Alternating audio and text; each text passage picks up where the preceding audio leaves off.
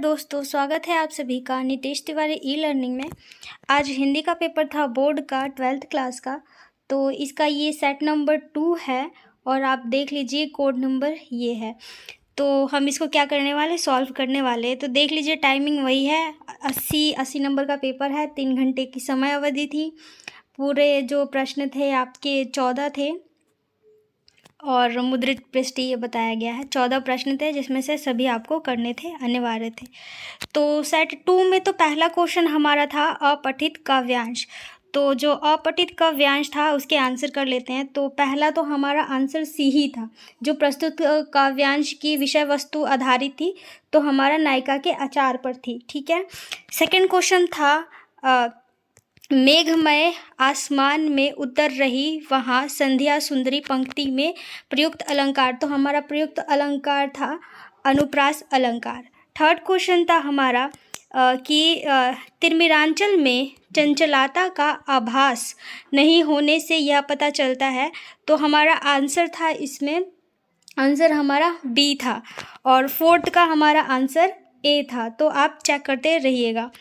फिर हमारा fifth question है अगर संध्या सुंदरी को स्वतंत्रता आंदोलन के परिप्रेक्ष्य में देखा जाए तो आप संध्या को किस रूप में समझेंगे।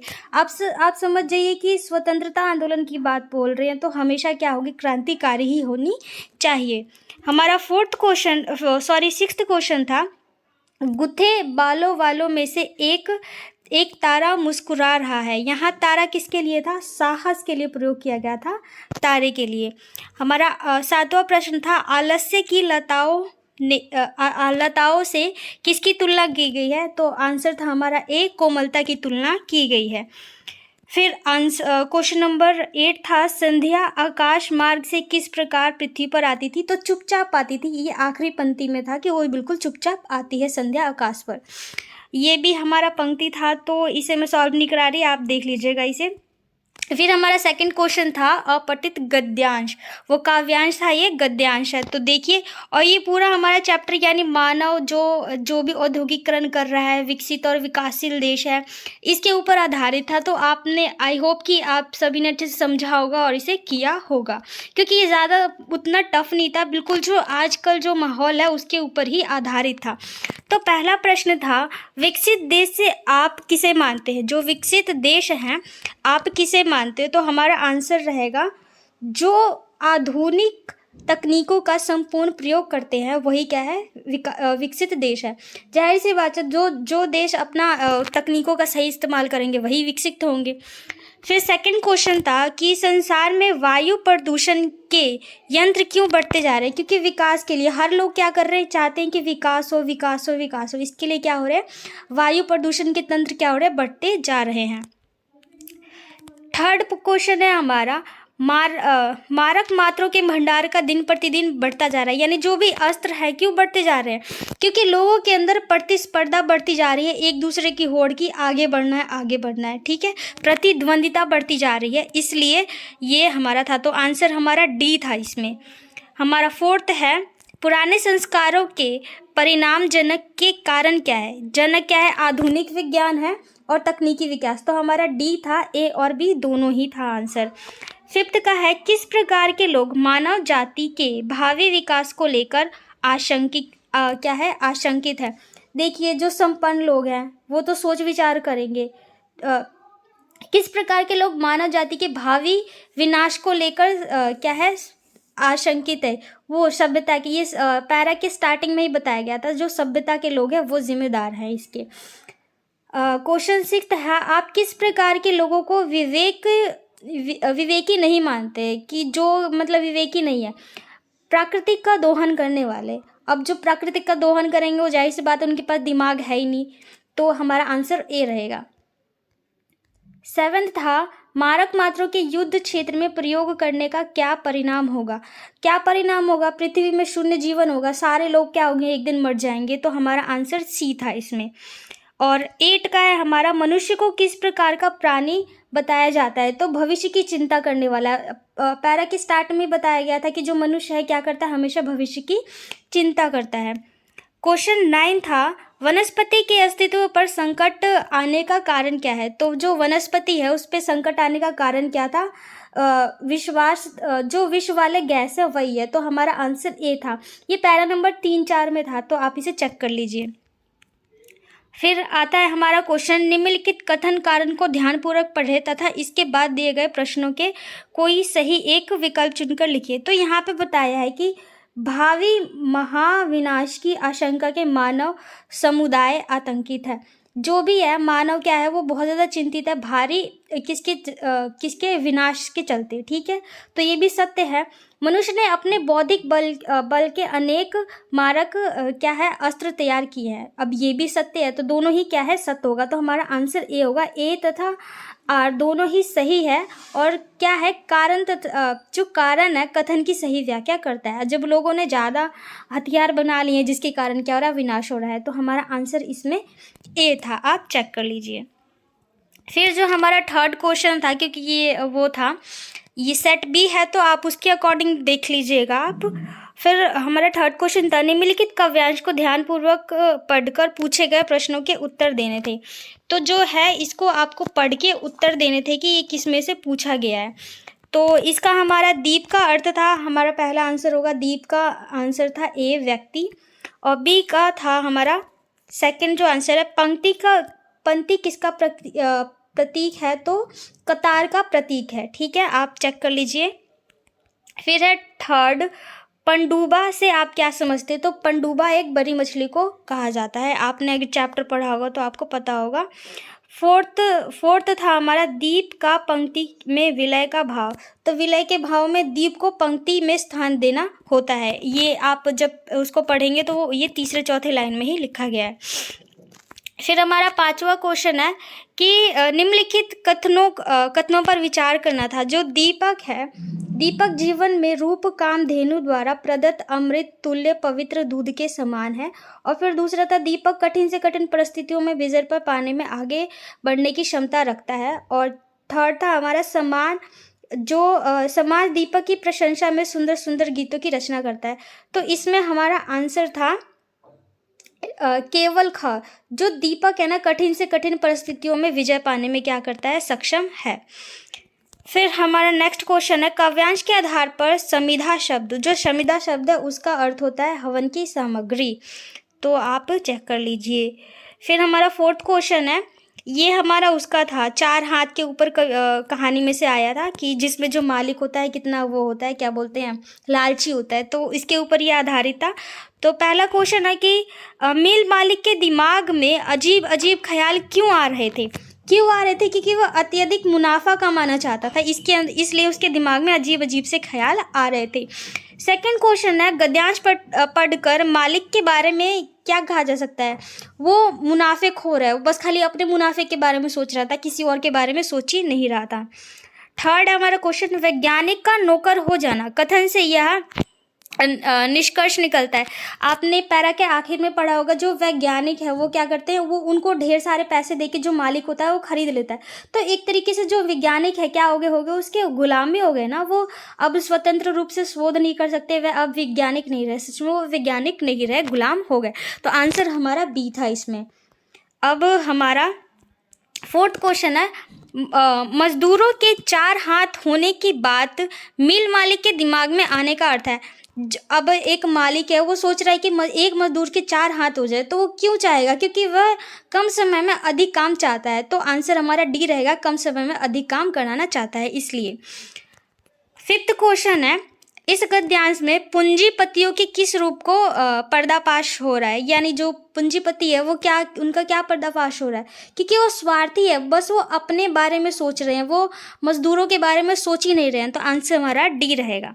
यह गद्यांश किस लघु कथा से है, तो 4 हाथ चैप्टर के गद्यांश के शुरू में लिखा था 4 हाथ, मतलब आपने मालिक के बारे में सोच के समझ ही गए होंगे किसके बारे में बताया गया। क्वेश्चन 5 है हमारा, क्वेश्चन 5 है, निम्नलिखित प्रश्नों के सर्वाधिक उपयुक्त उत्तर वाले विकल्प चुनकर लिखना है हमें, ठीक है। तो पहला है, सूरदास की झोपड़ी पाठ के संदर्भ में निम्नलिखित कथनों पर विचार कीजिए। हमें क्या करने थे, कथनों पर विचार करने थे।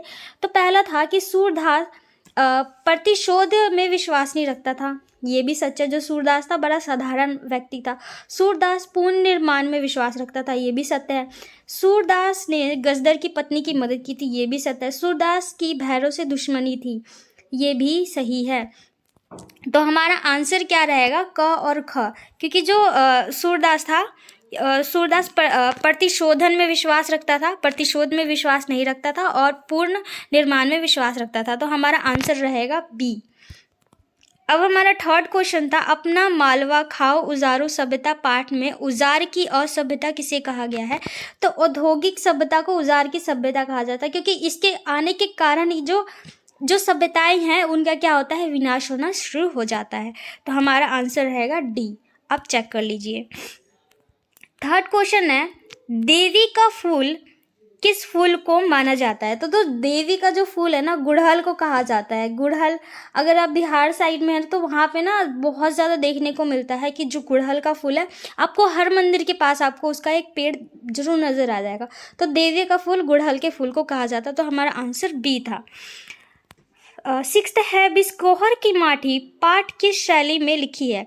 तो ये आत्मकथा है एक प्रकार का, आप चेक कर लीजिए, मुझे भी कंफर्म नहीं था। एक बार आप मुझे कमेंट में बताइए कि इसका आंसर सही है कि गलत है। तो मुझे तो ये आत्मकथा शैली ही लगी थी। फिफ्थ क्वेश्चन है, सूरदास के चरित्र से हमें क्या सीखने का अवसर मिलता है। क्या है, दृढ़ता। जो मतलब सूरदास था, मतलब उसके पास आंखें नहीं भी होते हुए वो उसका चरित्र कितना अच्छा था, तो हमें उससे क्या दृढ़ता ही सीखने को मिलती है। अब हम अपने क्वेश्चन 6 की बात करें तो ये हमारा अभिव्यक्तियों माध्यम में से आया था। तो पहला क्वेश्चन तो यही था कि टी सजीव के खेल संबंधी समाचार पर प्रश्न खड़ा करना उचित नहीं है। इस कथन से पता चलता है कि वो जो था एक फ्लोरेंसर था। जो फ्लोरेंसर होता है ना, उनसे क्या होता है, इनसे कुछ ज़्यादा लेना देना इनको होता नहीं है, तो इसलिए इसका आंसर फ्लोरेंसर ही था। और फिर अगला क्वेश्चन है हमारा, उल्टा पिरामिड शैली में लिखे जाने वाले लेख को क्या कहते हैं। जो उल्टा पिरामिड शैली है उस लेख को क्या कहते हैं। तो हमारा आंसर रहेगा समाचार। जो उल्टा पिरामिड जो लिखा जाता है वो समाचार ही है। थर्ड क्वेश्चन था, इंटरनेट पत्रकारिता की बढ़ती लोकप्रियता का कारण इनमें से नहीं है। यानी इनमें से क्या नहीं है उसकी लोकप्रियता बढ़ने का कारण। खबरों की तीव्र ये है, संचार का आधुनिक साधन होने के कारण ये भी है, युवाओं में रुचि ये भी है। लेकिन जो पहला है, दृढ़ और प्रिंटेड माध्यम की खूबियाँ एक साथ होने के कारण, ये उसकी नहीं है। ठीक है, तो आप चेक कर लीजिए, ए इसका आंसर था। फोर्थ है, सार्वजनिक तौर पर उपलब्ध साक्ष्यों की गहरी छानबीन करना विशेष रिपोर्ट के किस अंश के अंतर्गत आता है। सार्वजनिक है तो क्या होगा, खोजी होगी ना, खोजी रिपोर्ट होगी। तो हमारा आंसर रहेगा खोजी रिपोर्ट। फिफ्थ है, लेखक के औपचारिक रुझान के अंतर्गत लिखे जाने वाले कॉलम कौन से होते हैं। तो आलेख कॉलम होते हैं। अब हमारा 7वां क्वेश्चन था, निम्नलिखित दिए गए 3 शीर्षकों में से किसी एक पर क्या करना था, हमें एक वो लिखना था, रचना लिखनी थी। तो बहुत ही इजी था, बस आपको मनगढ़ंत कहानी बनानी थी एक प्रकार से, कि पढ़ा और इसके बाद क्या दिमाग में आया। तो आपके ये अलग अलग हो सकते हैं सेट में, तो आप चेक कर लीजिएगा, मैं नहीं बता रही इसे। मतलब एक तरीके से आपको जैसे कि मजदूर की लॉटरी लग जाती है, तो उसके सोचिए एक मजदूर को लॉटरी लगना कितनी बड़ी बात है। त्योहारों के अवसर पर बाजार में भीड़, देखते हैं कि त्योहारों में कितनी भीड़ होती है। मध्यकाल के समय स्कूल की क्या है, कैंटीन के बाहर का दृश्य, यानी सभी लोग हैं खा पी रहे होंगे, चाय वाय पी रहे होंगे। त्योहार के समय देखते हैं कि बाजार में कितनी भीड़ होती है, चमक धमक होती है। तो ये सारी चीज़ें, तो इस प्रकार से आपको क्या लिखना था इसे। नेक्स्ट क्वेश्चन है हमारा, निम्नलिखित प्रश्नों के 60 शब्दों में उत्तर देने थे। तो पहला प्रश्न था, समाचार लेखन की शैली को स्पष्ट करना था हमें। तो इसमें आपको वही उल्टा पिरामिड बनाना था, बिल्कुल सिंपल था। उल्टा पिरामिड बनाना था, सबसे ज़्यादा अत्यधिक, सबसे थोड़ा कम और सबसे नीचे वाला। और इसमें आपको वही बॉडी, इंट्रो और समापन, ये तीनों चीज़ें बतानी थी कि किस प्रकार से समाचार लेखन किया जाता है। और हमारा क्वेश्चन की बात करें, फीचर लेखन की प्रचलित शैली कौन सी है। तो इसमें तो मतलब वैसे तो बहुत सारी होती हैं, तो आप देख लेते कौन सी थी। लेकिन इसकी विशेषताएं की बात करें तो जो होता है ना, इसमें कथन शैली होती है, और क्या होता है कि इसमें चित्रों का भी प्रयोग होता है, मतलब फ़ोटो होती हैं, रेखांकित किया जाता है, ग्राफिक्स होती हैं। तो जो फ़ीचर होती है ना, इसमें सारी कुछ देखने को मिल जाती है। तो ये सारी आपकी क्या विशेषताएं सारी बतानी थी इसमें फ़ीचर लेखन में आपको। हमारा क्वेश्चन नंबर 9 था, निम्नलिखित में से किन्हीं दो पर आपको क्या करना था, उत्तर देना था। तो पहला क्वेश्चन था, कविता के मूल में संवेदना है, कैसे, स्पष्ट कीजिए। कि जो कविता के मूल में जो संवेदना होती है, यानी जो संवेदना जो कविता लिखी गई है वो हमें क्या बात पहुंचाना चाहती है, कैसे, तो इसको हमें क्या करना था, एक्सप्लेन करना था। सेकंड क्वेश्चन था हमारा, नाटक के मंच निर्देश हमेशा वर्तमान काल से ही क्यों संयोजित होते हैं, क्योंकि जाहिर सी बात है वर्तमान समय में हम क्या करते हैं, हम उसको देख पाते हैं, सुन पाते हैं, समझ पाते हैं, तो इसलिए उसको क्या हमेशा वर्तमान से ही जोड़ा जाता है। थर्ड था, कथानक कहानी का एक प्रारंभिक नक्शा क्यों बनाते हैं। अब जो कथानक होते हैं वो कथा लिखने से पहले क्या करते हैं, एक उसका नक्शा बनाते हैं कि उसकी किरदार ये हैं, उनका काम यही है और इस प्रकार से कहानी आगे चलेगी, तो इस प्रकार से कथानक कहानी बनाते हैं। तो आपको ये पूरा लिखना था, तीनों क्वेश्चन में से किसी दो को लिखना था। आई होप कि कर लिया होगा आपने ईजीली। 10th हमारा क्वेश्चन था कि इसमें से किसी भी दो को करना था। 12मासा पाठ के आधार पर पूस में रानी नागमती की विरह वेदना का वर्णन कीजिए। आई होप ये क्वेश्चन तो सभी बच्चों ने किया होगा, क्योंकि आपने पद्मावत मूवी देखी है, जो उसकी जो दूसरी बीवी होती है ना राजा की, तो वो है। तो खैर छोड़िए, ये आपके चैप्टर में अलग है। ये इसमें जो नागमती होती है ना, उनकी विरह वेदना बतानी थी कि जब उसके प्रियतम उसको छोड़ के चले जाते हैं, तो जो उसकी पूस की रात होती है ना, उसको क्या पूस में क्या होता है, दिन छोटे होते हैं, रात लंबी होती है, तो उसको काटना क्या हो जाता है, मुश्किल हो जाता है। और उसके पूस के मास में, यानी इतनी सर्दी में भी गर्मी का अनुभव होता है और वो बहुत ज़्यादा बेचैन होती है। तो ये सारी उसकी बातें यहाँ पे बतानी थी, ठीक है।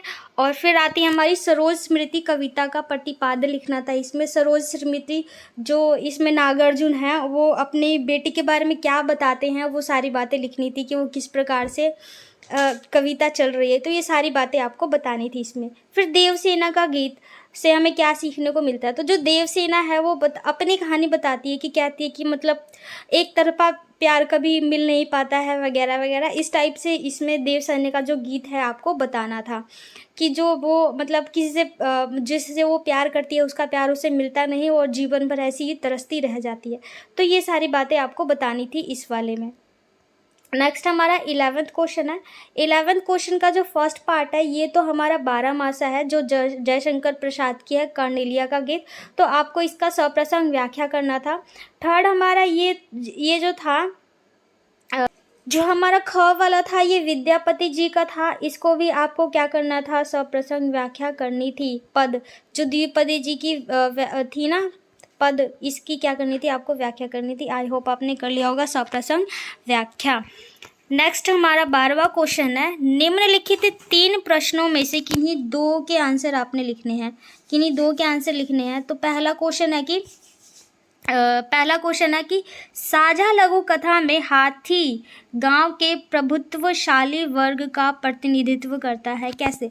हाथी आप देखेंगे कि जंगल में सबसे ज़्यादा ताकतवर हाथी ही होता है। तो इसी प्रकार से जो गांव होता है, गांव में जो मुखिया होते हैं, चाहे जो ऊंचे वर्ग के लोग होते हैं, वो अपना